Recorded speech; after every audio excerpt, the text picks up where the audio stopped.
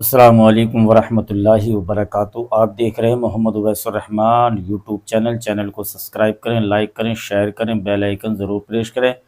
मैं आपके सामने आज बहुत ही बेहतरीन वीडियो लेकर के आया। लोग कहते हैं कि अल्लाह का करिश्मा, अल्लाह का करिश्मा। अब ये देखो, बेशक इन्नल्लाह अला कुल्लि शैइन क़दीर, बेशक परवरदिगार हर शय पर कादिर है।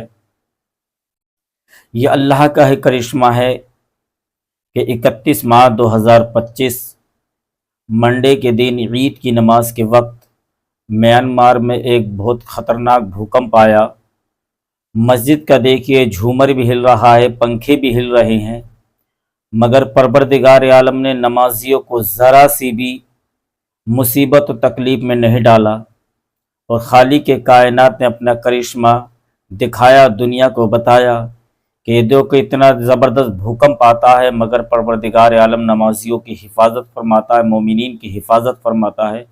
ये देखिए, बहुत ही बेहतरीन न्यूज़ है और इसको बहुत से अखबार ने भी छापा, बहुत से न्यूज़ चैनल ने भी बताया।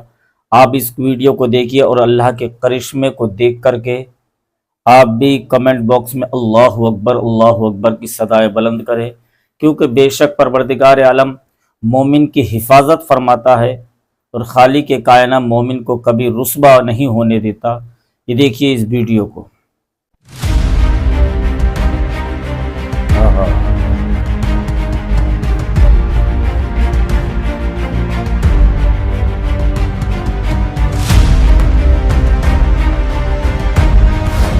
क्या मौत पर किसी के तमाशा करना चाहिए? नहीं ना, लेकिन किया जाता है। आज दो तस्वीरें आपको दिखाऊंगा दोस्तों। एक तस्वीर होगी खुदा की मौजूदगी की, जब एक बड़ी घटना होने जा रही थी, लेकिन ये ऊपर वाले का शुक्र है कि नमाजियों का बाल भी बांका नहीं हो पाया। लेकिन आज घिनौना चेहरा भी दिखाऊंगा गोदी मीडिया का कि कैसे एक हादसे पर खिल्ली उड़ाई जा रही थी, धर्म विशेष को लेकर टिप्पणी की जा रही थी, बताया जा रहा था कि उस आपदा में नमाज पढ़ते हुए लोग कैसे मर गए। इस तस्वीर को, जो मैं पहली वाली तस्वीर का जिक्र कर रहा था, उसका जिक्र नहीं किया। इसके साथ साथ होली हो गई ना, ईद मन गई। अब आइए आप ताजिए यानी मुहर्रम को लेकर, उसको लेकर भी एक नया फरमान जारी होने जा रहा है, वो भी आपको दिखाऊंगा कैसे तमाम बेरोजगार दिहाड़ी मजदूर फिर से अपने काम पर जुट गए हैं।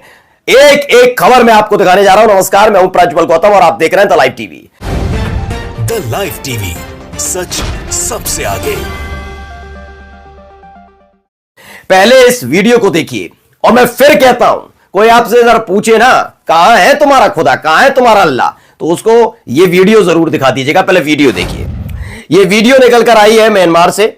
आप सभी को पता है कि वहां हालात क्या थे, किस तरीके से वहां पर भूकंप आया और भूकंप आने के बाद वहां हालात कैसे बने। ये वीडियो वहां से निकल कर आई जब भूकंप आया। देखिए ऊपर झूमर जो है वो हिल रहा है, पंखे हिल रहे हैं, वहां नमाजी बैठे हुए हैं। सबने सब्र रखा और खुदा में विश्वास भरोसा रखा और थोड़ी देर बाद जब भूकंप थमा, उसके बाद सब अपने अपने घर चले गए। बड़ी खुशी के साथ ईद मनाई। लेकिन म्यांमार के हालात के बारे में हर कोई जानता, आपदा कहीं भी आ सकती है। जो कह रहे थे ना कि गुजरात मॉडल भूल गए भुज को, मैं ये किसी खिल्ली नहीं उड़ा रहा हूं। मैं कहता हूं आपदा कभी भी आ सकती है, लेकिन उसकी खिल्ली उड़ाई जाती है। अब आपको घिनौना चेहरा दिखाने जा रहा हूं गोदी मीडिया का भी। वो चेहरा देखने के बाद यकीन मानकर चलिए, आपका विश्वास इन लोगों से उठ जाएगा। इसमें लिखा, म्यांमार में अलविदा जुमे के वक्त का वीडियो। जब भूकंप आया, भूकंप के एक झटके से लोग खौफजदा होकर इधर उधर भागने लगते हैं, मगर इस कौम को देखिए जो अल्लाह पर भरोसा करती है, ये कहीं नहीं भागे। इस तस्वीर को देखकर आप अंदाजा लगा सकते हैं। ठीक है, अब आइए जरा भाई साहब, ये एक पोस्ट की गई थी।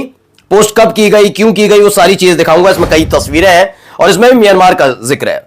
म्यांमार में भूकंप त्रासदी, नमाज पढ़ते वक्त 700 की हुई थी मौत। नमाज पढ़ते वक्त 700 की हुई थी मौत, 60 मस्जिदें हुई तबाह। इसे किसने किया है जानते हैं? नाम पढ़िए ऊपर, चित्रा त्रिपाठी। उन्होंने इसे बाकायदा लिखा भी है। म्यांमार में 7.7 तीव्रता की शक्तिशाली भूकंप ने रमजान के पवित्र महीने में भयानक तबाही मचाई। इस आपदा में 700 से अधिक नमाजी मस्जिदों के अंदर दबकर मारे गए। म्यांमार के मांडले में आए खतरनाक भूकंप ने हजारों लोगों की मौत हजार लोगों को मौत की नींद सुला दी। आधिकारिक आंकड़ों के मुताबिक अब तक कुल 1700 लोगों की मौत हुई। इस दौरान 60 मस्जिदें पूरी तरह से तबाह हो गई। लेकिन ऐसा ट्वीट आप एक पोस्ट दिखाइएगा जिसमें उन्होंने बताया कि भगवान की आस्था में लीन और गंगा स्नान करने जा रहे कुंभ में लोगों की मौत भगदड़ हुई, कोई सच दिखाया? नहीं, वो नहीं बताएंगे। हम बताएंगे क्या? देखो तुम्हारा खुदा है ही नहीं। मैंने कहा ना, मैं पूरा विश्वास करता हूं, मेरा ईश्वर भी है, खुदा भी है, अल्लाह भी है। ये सारी चीजें आपदा क्यों आती है इसके बारे में विचार करना होगा। लेकिन जब उसके नाम पर किसी धर्म को निशाना बनाने का काम कोई और नहीं, इस देश के पत्रकार करने लग जाएं, तो ऐसे पत्रकारों को लानत भेजनी चाहिए। ये वही काम है। जरा भाई अगली खबर आपको दिखाने जा रहा हूं, जरा सुन लीजिए। नया नया फरमान जारी हो सकता है, सुनिए क्या कुछ कह रहे हैं योगी आदित्यनाथ। और जो लोग ये बोल रहे हैं ना, उनको हिंदुओं से अनुशासन सीखना चाहिए। अच्छा, 66 करोड़ लोग प्रयागराज में आए, देश की आधी जनता, और 66 करोड़ लोग, कहीं कोई लूटपाट नहीं, कहीं कोई हादसा तो आगजनी हुआ? नहीं, कहीं कोई छेड़खानी नहीं, अच्छा, कहीं कोई तोड़फोड़ नहीं, कहीं पे कोई अपहरण नहीं। ये होती है अनुशासन, यह है अच्छा। धार्मिक अनुशासन। श्रद्धा भाव के साथ आए, महास्नान में भागीदार बने, फिर अपने गंतव्य की तरफ चले। बहुत बढ़िया बात तो सही कही है इन्होंने, बताऊंगा मैं। पर्व और त्योहार या कोई इस प्रकार के कार्यक्रम उच्छृंखलता और उदंडता करने के माध्यम नहीं बनने चाहिए। अगर आपको सुविधा चाहिए जी, तो उस अनुशासन को भी मानना सीखिए। ठीक। आप अच्छा, मुझे बताइए, आप तुलना कर रहे हैं कांवड़ यात्रा की। कांवड़ यात्रा हरिद्वार से लेकर के और गाजियाबाद तक या उन क्षेत्रों में जाती है, तो सड़क पे ही चलेगी। क्या हमने किसी परंपरागत मुस्लिम जुलूस को कभी रोका? कभी नहीं रोका। मुहर्रम के जुलूस निकलते हैं। हाँ, ये जरूर कहा। ठीक है, अब मैं इनको थोड़ा बता देता हूं। पहले योगी आदित्यनाथ जी का जो कहना है, पहले इन्होंने हिंदुओं के लिए कहा, तो बिल्कुल कह रहा हूं, हिंदू मुस्लिम सिख ईसाई हर कोई चाहता है कि अनुशासन के साथ कोई भी कार्यक्रम, तो कोई त्योहार मनाया जाए। कोई ये नहीं चाहता कि उत्पात हो। मैं बात नॉर्मल आदमियों की बात कर रहा हूं, कट्टरपंथियों की बात नहीं कर रहा, तो वो नहीं चाहते।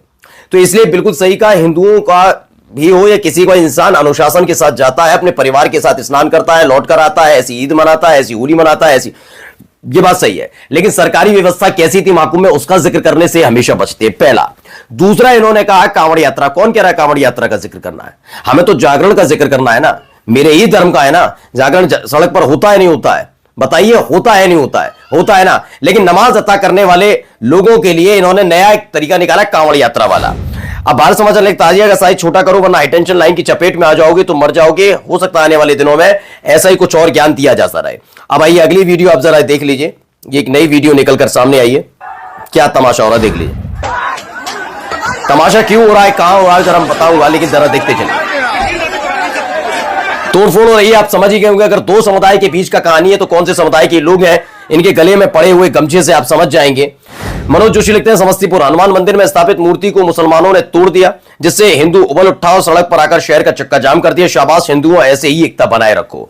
अब तोड़ा नहीं तोड़ा, जांच में पता लगा नहीं लगा, कोई फर्क नहीं पड़ता। लेकिन देखिए क्या हुआ था, जरा मैं आपको समझा देता हूं। दरअसल आपको याद होगा, पुलिस की जांच में भी क्लियर नहीं हुआ कि मुसलमानों ने तोड़ा, क्योंकि याद होगा अभी 28 तारीख को ऐसी एक घटना हुई थी, जब तेजाजी मंदिर में एक, वहां पे जो मंदिर है तेजाजी का जो मूर्ति थी, उसे तोड़ दिया गया था, खंडित कर दिया गया था। उसके बाद मुसलमानों के खिलाफ वीएचपी, तमाम हिंदूवादी संगठन जहर उगल रहे थे, गंदगी उगल रहे थे। और बाद में क्या निकला, एक हिंदू व्यक्ति ही निकला जिसने तोड़ा था, बाद में निकला। लेकिन बिना जांच के मुसलमानों को निशाना बनाना इनका काम है, इनका धंधा। देखिए वही तस्वीरें मैं आपको दिखा रहा हूं, ये तस्वीरें आप देख सकते हैं। इन तस्वीरों में आप देख सकते हैं तेजाजी महाराज के जब मंदिर में घुसकर तोड़फोड़ की गई थी, मूर्ति को शत-विशत किया गया था, उस दौरान की ये वीडियो है। उसके बाद कैसा तमाशा किया जा रहा था और क्या लिखा था विश्व हिंदू परिषद जयपुर प्रांत ने 28 मार्च देर रात कुछ असामाजिक तत्वों द्वारा सेक्टर 3 टोंक रोड स्थित तेजाजी मंदिर की मूर्ति को शत-विशत कर दिया गया, जिससे स्थानीय हिंदू समाज में भारी आक्रोश देखा गया। विश्व हिंदू परिषद बजरंग दल के कार्यकर्ताओं ने मौके पर पहुंचकर चक्का जाम किया। 12 घंटे के भीतर कार्रवाई की मांग की गई। ये तमाशे वहां पर चल रहे थे और बाद में क्या हुआ था, बाद में पता लगा कोई और ये व्यक्ति गिरफ्तार होता है। इसकी भी वीडियो देख ली, मोहम्मद जुबैर की ने वीडियो जारी की थी और इसमें बयान भी निकल कर आया था पुलिस कर्मियों का। क्या कह रहे हैं सुनिए। हमारी विभिन्न अलग अलग 10 से भी अधिक टीमों ने सुनिए, टेक्निकल इनपुट ये पुराना इसलिए आपको दिखा रहा हूं जिससे आप समझें कि कैसे टारगेट करते हैं। साक्ष्यों के आधार पर अलग अलग लोगों से पूछताछ की, कुछ संदिग्धों को भी उठाया और अंततः कुछ ही घंटों में, महज कुछ ही घंटों में जयपुर ईस्ट पुलिस की DST, ACP Gandhinagar, ACP Sanganer, SHO Sanganer, आरोपी सिद्धार्थ सिंह, सलमान नहीं, शाहरुख नहीं, किसको? सिद्धार्थ सिंह को। लेकिन तब ये बोलती बंद हो गई इन लोगों की। लेकिन क्या है ना, इनको तमाशे करने हैं। अब आइए अगला, पुष्कर सिंह धामी जी हैं, उन्होंने नया काम किया है, अद्भुत काम किया है और इनके लिए तालियां बजनी चाहिए। प्लीज तालियां जरूर बताइएगा, कमेंट बॉक्स में आकर तालियां लिखिएगा, बहुत बड़ा काम किया है, इनको भारत रत्न मिलना चाहिए। क्यों? हरिद्वार जनपद का औरंगजेबपुर अब शिवाजी नगर के नाम से जाना जाएगा। जनभावनाओं के अनुरूप हरिद्वार, देहरादून, नैनीताल, उधम सिंह नगर जनपदों में स्थित विभिन्न स्थानों के नाम परिवर्तित किए गए। कौन कौन से? औरंगजेबपुर है, गाजीवाली, चांदपुर, ये तमाम नाम चेंज कर दिए। और इसी के साथ उत्तराखंड सबसे ज्यादा विकसित प्रदेश देश के अंदर बन गया है। प्रशांत कनौजिया लिखते हैं, इसी के साथ यहां रहने वालों की आमदनी $20,000 हो गई। ठीक है, सभी लोगों को रोजगार मिल गया। स्विट्जरलैंड ने खुद को उत्तराखंड में विलय करने का निर्णय लिया। भाई चुटकी तो ली जाएगी ना, आप ऐसी एक्टिविटी करेंगे। चलिए एक और जरा बयान सुनिए, क्या है इस बयान में, जरा सुनवा देता हूं पहले। 1.5 महीना कुंभ चला, नहीं गए ना वो। मोहन भागवत जी गए थे कुंभ में, नीतीश कुमार जी गए थे, नहीं गए थे। भाजपा ने उनसे सवाल पूछा कि आप मेरे सहयोगी हो, आप हमारे साथ सत्ता में हो, आप क्यों नहीं कुंभ नहाने के लिए? चंद्रबाबू नायडू जी गए थे, राहुल गांधी जी मंदिर में जाकर के, महाकाल के दर्शन करने जाकर के। अब समझिए, बिल्कुल सही बात है। नरेंद्र मोदी साहब जब सनातन परंपरा के, मेरे परंपरा के सर्वोच्च यानी कि जिन्हें भगवान का दर्जा दिया, शंकराचार्य ने मना किया कि नरेंद्र मोदी साहब आप गलत समय पर भगवान श्री राम के नाम मंदिर, अयोध्या वाले मंदिर में शिलान्यास गलत समय पर कर रहे हैं, थोड़ा शुभ मुहूर्त का इंतजार कीजिए। तो चुनावों की वजह से उन्होंने किया और हमारे ही सनातन परंपरा के भगवान शंकराचार्य को गालियां और धमकी दी जा रही थी। तब इन्हें धर्म नहीं याद आया, क्योंकि उनको हिंदुओं का ब्रांड एम्बेसडर बनना था। मीडिया ब्रांड एम्बेसडर बना भी रही थी, वो बात अलग है कि हिंदू समझ गए और 240 में समेट दिया, अयोध्या हार गए। लेकिन राहुल गांधी क्यों कुंभ नहीं पहुंचे, उसको लेकर मीडिया सवाल पूछती है, मोहन भागवत से पूछने की हिम्मत नहीं है। डॉक्टर लक्ष्मण यादव लिखते हैं, एक वीडियो मैं आपको दिखाने जा रहा हूं, पहले इस वीडियो को देखिएगा।